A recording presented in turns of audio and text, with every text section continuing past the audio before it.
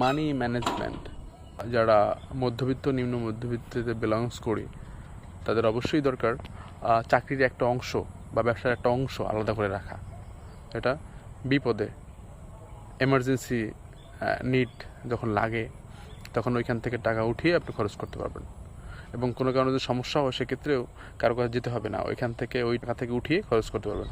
এই জন্য money management খুবই জরুরি আমাদের এই সমাজে, কিন্তু আমরা সবাই এই বিষয়ে ভ্রুক্ষেপ করি, সঠিকভাবে দায়িত্ব পালন করি না, যার জন্য বিপদে পড়লে আমাদের আশেপাশে আত্মীয় স্বজন সবার কাছে আমাদের হাত পাততে হয়। আর এটা থেকে উত্তরণের একটাই পন্থা, এটা মানি ম্যানেজমেন্ট, যেটা আপনার বেতনের একটা অংশ, ব্যবসার একটা অংশ এবং কর্মের একটা অংশ আলাদাভাবে প্রতি মাসে প্রতিদিন আলাদা করে রাখবেন।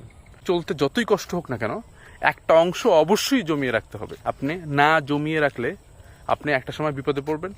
বিপদ যে কোনো সময় হতে পারে, বিপদের কোনো নিশ্চয়তা নেই, তখন আপনাকে কেউ হেল্প করতে পারে, নাও করতে পারেন, কিন্তু আপনার কাছে যদি টাকা থাকে তারপরেও যদি মানুষের হেল্প লাগে সেটা নিতে পারবেন। কিন্তু আপনার কাছে কোনো টাকা না থাকলে কীভাবে হেল্প নেবেন কেউ যদি না দিল? এই জন্য আপনার একটা অংশ টাকা জমায় রাখলে পরেও কারোর কাছে হেল্প নিলে সেটা আপনি কাটাই নিতে পারবেন।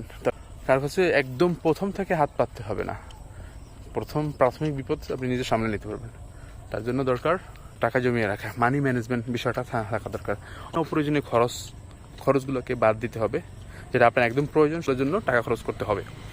অপ্রয়োজনীয় খরচগুলো এড়িয়ে চলতে হবে, কারণ আমরা টাকা খরচ করার ব্যাপারে খুব উদাসীন। আমরা রেস্টুরেন্ট অথবা বাইরে বের হইলে যখন যেটা মন চায় আমরা আবেগের বসে ওটা কিনে খেয়ে ফেলি বা ওটা কিনে পড়ি।